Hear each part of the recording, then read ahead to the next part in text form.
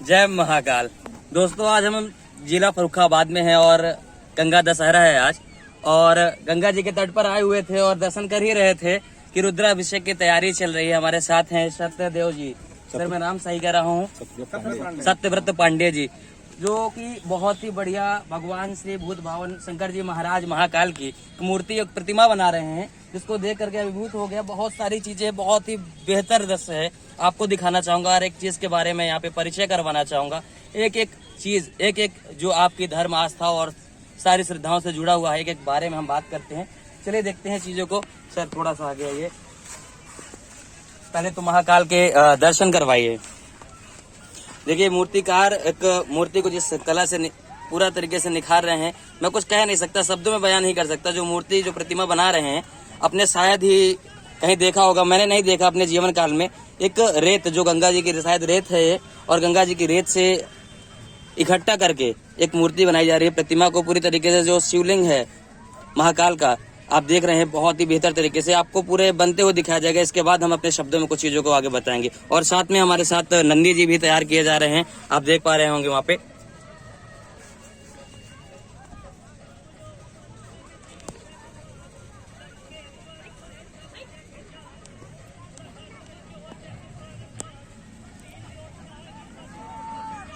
कि आप दर्शन करेंगे, मैं आपको सारी चीजें तो नहीं बता सकता, यहाँ पे उल्लेख नहीं कर सकता हर चीज को। आपके चारों तरफ देखिए एक नज़ारा, एक भव्य नज़ारा, एक तो मज़ेदार चीज़ आपको देखते हैं यहाँ पे। बहुत ही आनंदमयी करने वाली चीज़ें हैं। गंगा दशहरा का आज समय है। यहाँ पे माँ गंगा की एक तस्वीर आप देख रहे होंगे, बहुत ही सुंदर। एक चारों तरफ का सेक्शन एक बार दिखाइए। ये फर्रुखाबाद जिले में है माँ गंगा आपकी। अभी हम आपको दिखा रहे थे यहाँ पे भूत भवन शंकर जी महाराज की मूर्ति, जो रुद्राभिषेक के लिए बनाई जा रही है। और अभी उसके बारे में हम आगे एक एक चीज़ को आगे कंटिन्यू करेंगे। यहाँ पे आप देख पा रहे हैं माँ गंगा का एक दृश्य, कुछ ऐसा नज़ारा जिसको देखने के बाद इंसान कहते हैं तर जाता है।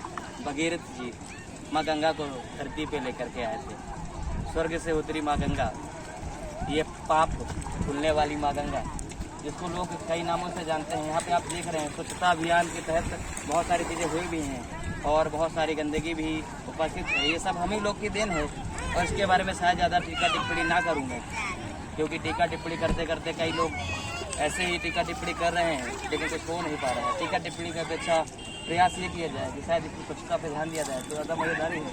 आप यहाँ पर देख पा रहे हैं कि नाव भी हमारी चलते हैं यहाँ पे। तो नाव के माध्यम से आप पूरी गंगा का विहार विचरण करना चाहते हैं मजेदारी के साथ, तो आप कीजिएगा। और हमारे साथ हमारे मित्र सहयोगी हैं सचिन जी, आइए एक बार। आप देख सकते हैं यहाँ पे चीज़ों को। माँ गंगा के बारे में कुछ शब्दों में कहेंगे, आते ही पहले अपने, कोई बात नहीं, आइए सचिन जी, लीजिए। सचिन जी हमारे मित्र, कुछ बताएंगे। महाकाल के भक्त हैं। ये हमारी जो है गंगा मैया जी, जो साक्षात माता बोलते हैं, गंगा माता। दुनिया में दो ही चीज़ें ज़्यादातर हम लोग साक्षात मानते हैं, एक भगवान सूर्यदेव महाराज को जो साक्षात है हमारे, दूसरी माता गंगा का वही साक्षात है। और कहा जाता है कि हम लोग गंगा किनारे के लोग हैं, जो भी हम लोग पाप करते हैं, जो भी कुछ काम करते हैं, तो हम लोग पाप तो वैसे ही धुल जाते हैं, क्योंकि हम लोग गंगा किनारे के आदमी हैं। और गंगा माता की कृपा तो ऐसी रहती है हम लोगों ऊपर कि कहा जाता है कि जब बहुत खुश नसीब के लोग होते हैं, जो मरने के बाद या मतलब कुछ भी कोई प्रॉब्लम होने के बाद जिन्हें गंगा मतलब उन्हें नसीब होती है। तो हम लोगों का मतलब सिर्फ ये सौभाग्य है बहुत अच्छा कि हम लोग गंगा किनारे के, और माता के दर्शन हम लोगों को हर हफ्ते, महीने या जब आए दिन जब हम लोगों को मन होता है, तो माता के दर्शन के लिए हम लोग आ सकते हैं यहाँ पर। सचिन जी ने जो बताया, साक्षात जो उपस्थित है उसे हम देखते हैं। एक है सूर्य हमारा और दूसरी गंगा माता धरती पे उपस्थित है। पाप करें या पुण्य, जो भी एक परिभाषा आप कुछ भी लीजिए, लेकिन अगर जीवन को सुखमय तरीके से जीना है तो जो साक्षात है उसमें घुल जाइए। पर्वत है, पहाड़ है, नदी है, हवा है, उसमें खो जाइए। इसको खोने के लिए हमारा साथ कौन देते हैं? श्री महाकाल। महाकाल, जय महाकाल। अभी आपको चीजें दिखाएंगे महाकाल के रुद्राभिषेक की कुछ।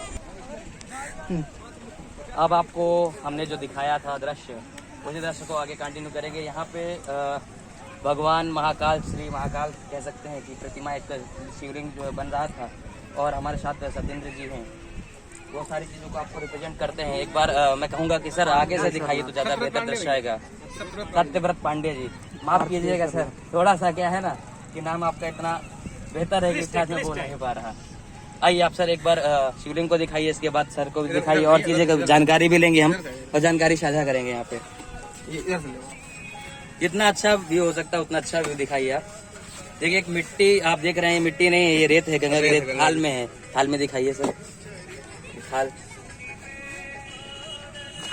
एक कलाकार कितने बेहतर तरीके से श्रृंगार कर सकते हैं, श्रृंगार की कोई कल्पना आप सब कर सकते हैं, कल्पना मात्र, और उसको सजाना संवारना ये सारा कार्य जिनके हाथों में होता है वो होता है कलाकार।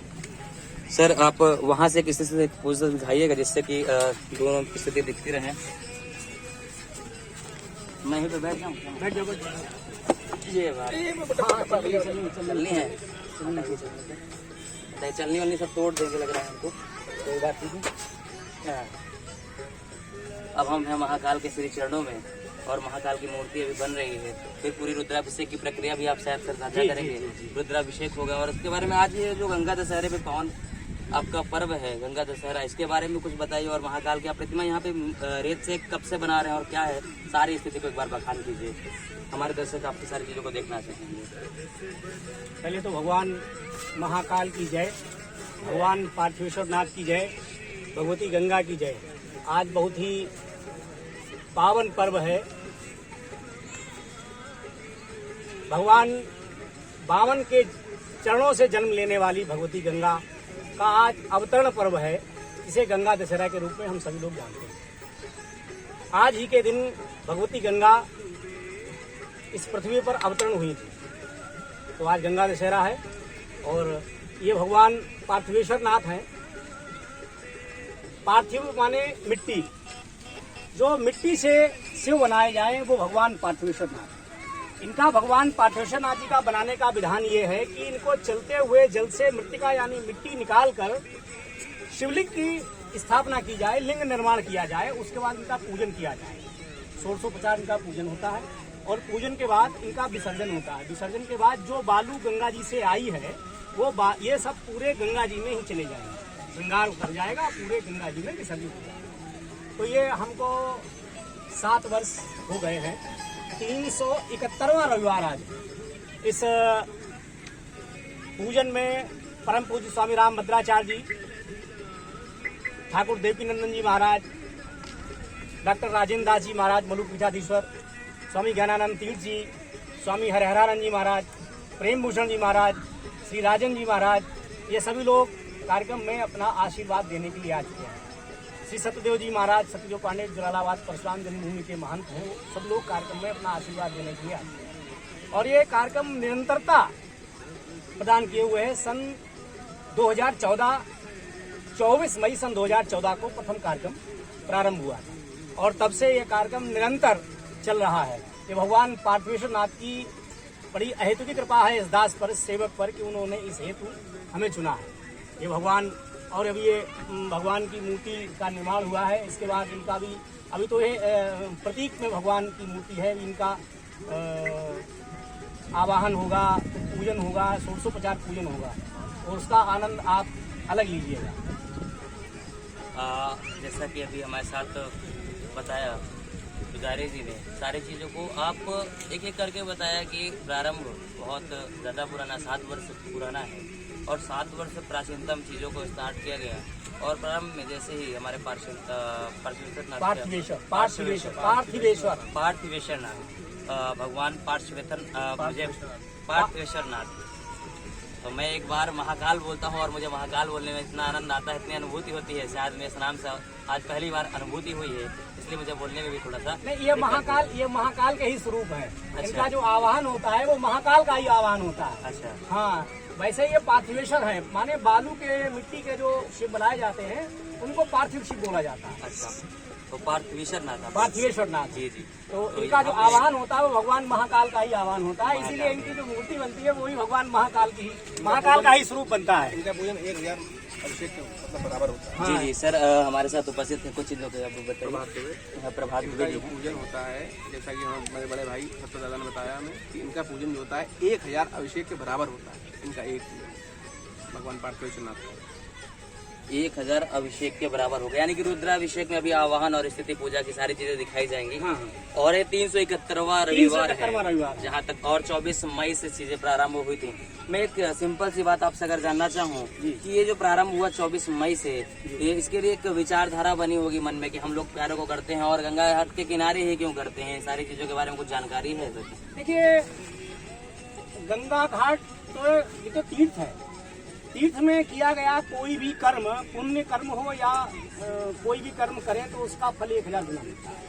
आप अच्छा कर्म करेंगे तो आपको अच्छा फल 1000 गुना मिलेगा, यदि आप गलत कार्य करेंगे तो आपको 1000 गुना उसका गलत कार्य का प्रतिफल मिलेगा।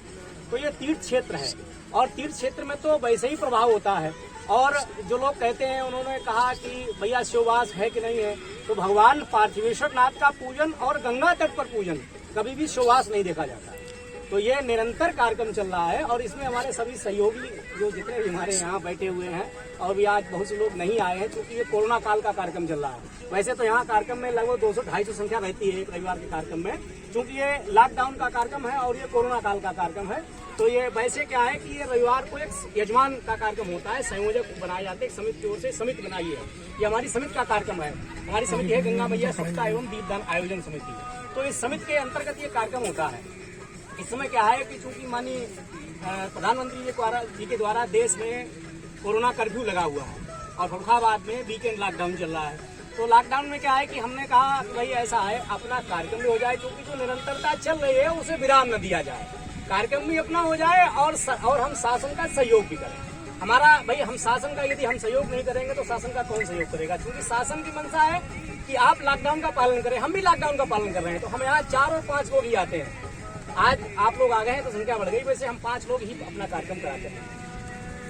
हम लोग आकर के संख्या को बढ़ा रहे हैं, ये बात तो कहीं ना कहीं जायज है और सही है। लेकिन आपका जो कार्यक्रम है, आज हम गंगा तट पर आए हुए थे और गंगा दशहरे की सारी चीज़ों को हम लोग देख रहे थे। और आज का ये समय ब्लॉगिंग के लिए हम लोगों ने निकाला। हम लोग बस एक विचरण कर रहे थे, लोगों को हम सोच रहे थे फर्रुखाबाद जिला काफ़ी बेहतर शहर है आपका, इसके बारे में उत्तर प्रदेश के अंदर अगर उपस्थित है तो उपस्थिति के बारे में लोगों ने शायद बताया हो, बहुत लोगों ने बहुत सारी चीज़ें बताई होंगी, लेकिन शायद गंगा दशहरे के अवसर पर आकर के गंगा तट से चीज़ों को एक मूर्ति जो बनाई जा रही है या फिर आप लोग की उपस्थिति है, शायद किसी ने आज तक अनुभूति करवाई हो। मुझे इस चीज़ का कोई अनुभव नहीं है, लेकिन हाँ, पहली बार हम लोग यहाँ पे आनंद की अनुभूति के लिए आए हैं और हमें एक साक्षात कह सकते हैं ना, साक्षात्कार में जैसे सूर्य है हमारे पास, पर्वत और पहाड़ है और नदियाँ हैं हमारे पास, तो माँ गंगा की अनुभूति हमें हो रही है। साथ में आज पार्श्वेश्वर नाथ हमारे महाराज महाकाल जो है सामने है और आप की जो कला है इसका हम अवलोकन कर पा रहे हैं। शायद ये हमारे भाग्य का कह सकते हैं, क्योंकि जब कुछ सौभाग्य होता है, भाग्य में आपको लिखा होता है वो आपको मिलता है, कि कुछ हमारा सौभाग्य ऐसा है कि आज हमें आपके साथ साथ महाराज के ऐसे दर्शन हो रहे हैं, क्योंकि ये कला, ये कल्पना करना भी हमारे लिए संभव नहीं है।